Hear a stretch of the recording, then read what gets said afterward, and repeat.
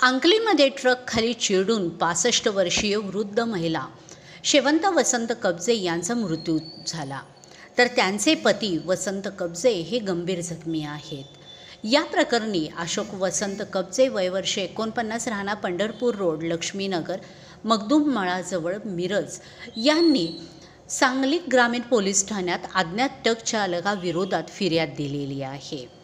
फिर्यादी अशोक कबजे यांचे आईवडील शनिवारी सायंकाळी 5 वाजता निमशिरगाव जैनापूर अंकलीकडून सांगलीकडे MH10 AU 7822 या मोटरसायकलवरून जात असताना अंकली रोडवर त्यांची मोटरसायकल स्लिप होऊन दोघे जण रस्त्यावर पडले.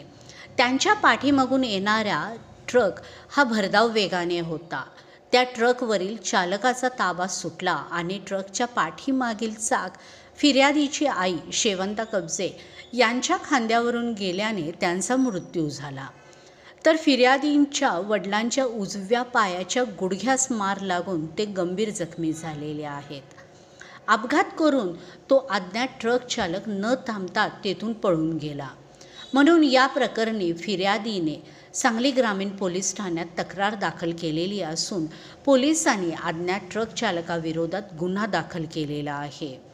पोलिसांनी घटनास्थळी पंचनामा केला असून पोलीस पुढील तपास करीत आहेत.